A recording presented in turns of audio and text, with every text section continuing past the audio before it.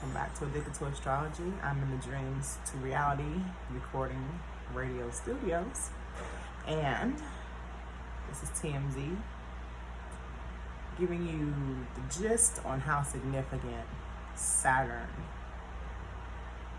squaring Uranus in 2021 is.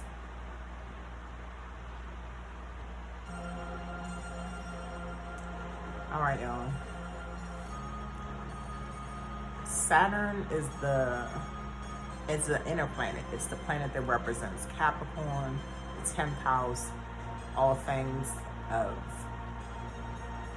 work and reputation, the government, the world, masculine energy.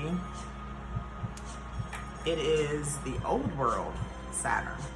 Saturn structures us. It gives us reality checks. It also rules forms, materials, and thoughts. It rules commitments, responsibility. And in Greek mythology, Saturn was quite the womanizer. Saturn's original name was Kronos.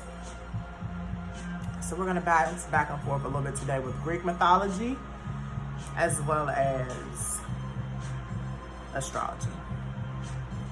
Now, Uranus is the new world. It pulls you into the future. Okay, it represents rebellion, it represents revolution. It is an outer planet. Uranus is represented by Aquarius, okay? Rules Aquarius. Being that it's an outer planet, you can't see it with the naked eye like you can see Saturn. But you definitely can feel the energy of Uranus. It is the first outer planets. After Uranus is Neptune and then Pluto. This is also a planet about our freedom and detachment of the old world. Can we use astrology to bridge certain things? Yes, you can. You use it to sort out the energies, to sort out your reactions to these energies and to this heavy pull. A square is like a heavy pull. It's a conflict. Okay. This is also confusion because you're going from generally what you have always gone into something new and you have no idea what you want to do with this new energy. Okay. It's not an easy transit. Squares are not easy. Conflict is never easy, but nothing good comes out of anything easy. So with saying that, find a way to accept and adjust. All right, so we have the inner planets. Let's discuss the inner planets first. That's the Sun, the Moon, Mercury, Mars, Venus, Jupiter, and finally Saturn. Then you have the outer planets, Uranus, Neptune, and Pluto, 9 in total.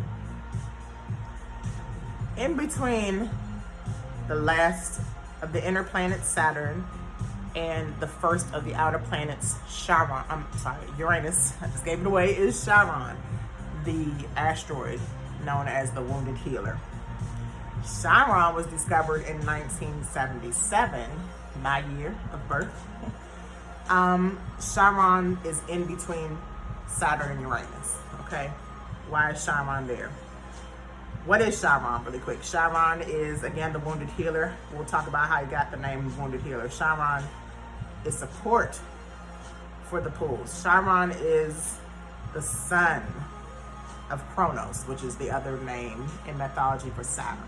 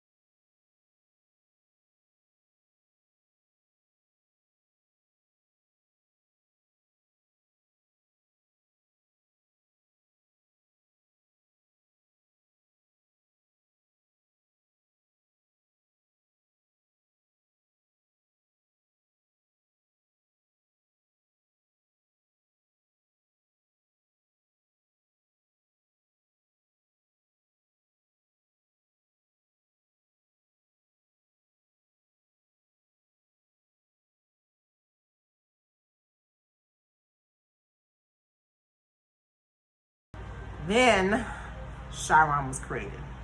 Chiron was also, Kronos changed himself into a full horse. A full horse. And so Chiron became a half man because his mother was a man and half horse. Because his father changed into a horse. Greek mythology, but somehow this stuff ties in. Who knows what was going on back then? None of us were alive. All right, so they created Chiron, Kronos, and Flyara, however you pronounce her name. Flyara. And Chiron became half man, half horse. Both of his parents rejected him because they didn't like the way he looked, of course. They created him, but they didn't like it. And he had to deal with this rejection and pain all his life. On top of that, nobody liked how he was looking. So some random day, a poison arrow was shot at Chiron, wounded his leg or his foot, one or the other, and he could not heal it. Okay? He learned to heal himself through all his pain and grief from being disowned by his own parents and many in the world. And when he got hurt himself, he could not heal himself. So that is why he's called the wounded healer. So he walks around with a wound that he can't heal on himself. However, he helps others, us, heal. My Chiron is in Taurus, which means I'm healing my finances, definitely. I'm healing from, and then Taurus is an earlier sign, so everything that Chiron has to deal with his past, because he was hurt by his parents from the beginning. So Chiron has to deal with things we're healing from our past, and then whatever sign you have Chiron in is like your past. So definitely my finances in the past, I'm not claiming those bad finances anymore, but I'm healing from it, okay? I'm not claiming to feel secure like I used to. I'm healing from it. I'm feeling more secure. I'm trusting it because my Chiron is in Taurus on my birth chart. Now, by him being the wounded healer, he has pain every day, but he is a god, because his parents were gods. So he's immortal, so he can't die. Okay? So his energy still lives on, and even though he wanted to die, he swapped places. Again, we're talking mythology. He swapped places with Prometheans. I'm not sure if I'm pronouncing that right. To get his mortality and become more recognizable in the world.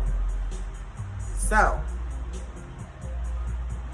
altogether, we can take this Chiron energy, the square of Uranus and Saturn, and turn Saturn, the reality in visible form, our reality in visible form. You can look out and you see the world is still the same. But Uranus gives that immortal feeling. It gives us that feeling of detachment. And Chiron is the bridge of those two things. We can detach easier as we heal with Chiron in the middle of these two worlds. And the great awakening can happen. The peace can come in. The elevation can happen as well. Meditation and grounding yourself and ignoring the distractions is very helpful. But evolutional growth only comes from painful experiences. Evolutional growth only comes from painful experiences. So Chiron in Aries right now, it entered, I think, in 2017, and it goes until 2026. Then it retrogrades after it goes into Taurus for a minute, and then it finally leaves Aries in 2027. Aries is the ego. It's the death of the ego with this, okay? It's the healing of our past egos, our past selfishness. It's a lot of healing with ourselves individually from birth. And that's just the overall for everyone. Wherever your Chiron is, you might be healing from other things as well, of course. But many of us might be asking, who are we and why are we here? And all in all, we all are here to serve some purpose. The music ended, but I'm almost done. Bitterness is like a cancer. It eats you up upon its host. But anger is like fire. It burns all clean. And that is by Maya Angelou. So I also wanted to shout out the wonderful astrology coach or astrologer from New Zealand. I was going to say the UK. I think that's part of the UK. Her name is Bracha Goldsmith. So I definitely studied this from her. Shout out to her. She's on YouTube. Healing the collective from aggression and anger is kind of what Chiron is teaching us all. The wounded masculine energy over society right now. Masculine energy being our leaders, especially with Saturn. Saturn as the old world that we're detaching from. I'm not speaking of detaching from men, okay? We want to include the men. We want to heal the men, but all of us have masculine energy in us, even females, right? So using Chiron's energy in Aries can help us move into this higher consciousness, raising each other up. Even though this is the individual consciousness that needs to be raised, once we all get into the mode, the energies flow better. And the new moon in Pisces, speaking of flowing, on this coming Friday,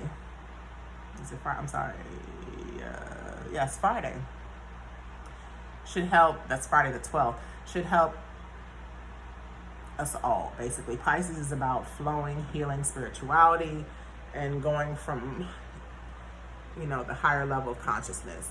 And also, completing, it also has to do with healing, so completing how we are healing and getting ready to take action on other things in Aries season. My challenge personally is to catch my impulses. Uranus can be kind of an impulsive because it's so rebellious. It can be in kind of an impulsive energy coming from Uranus, but catch it and observe it before it absorbs me.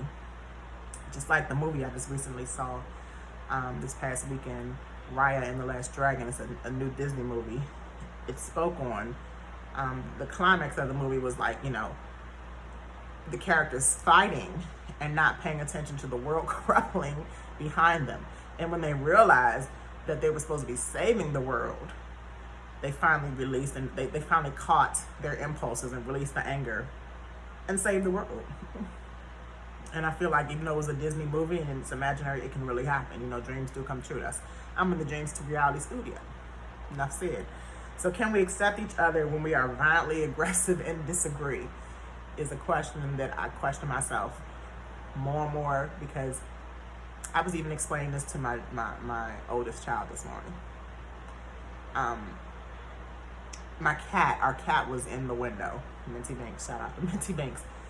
And she was trying to chase a fly that was in between the screen and the window. And I told Milan, I said, I can help push her impulses on, and she's not paying attention to it. She's so worried about a fly that she doesn't even need to worry about. And I can open the window and let her mess with the fly, and she push herself out and the screen fall, and then she's dead. Or I can just let her realize that after a few 10,000 scratches on the window, she's not going to get it, and move on to something else. Move on to something new. Basically, don't waste your energy kind of time. Watch your energy, watch your impulses. Then on top of this, beyond the rain are clouds and sun. Beyond the rain and clouds is the sun, and is endless possibilities in the universe. So keeping that in mind, teaching everyone abundantly, empowering many, me, Zakia, enlightening everyone every day. I would love for us all to take this energy and run with it into the new world coming up. Just next weekend, we'll be in Aries season, spring equinox, the real new year begins. Let's get ready, let's get busy. Peace, y'all. Love y'all. Thank you for liking, viewing, commenting, and subscribing. Peace.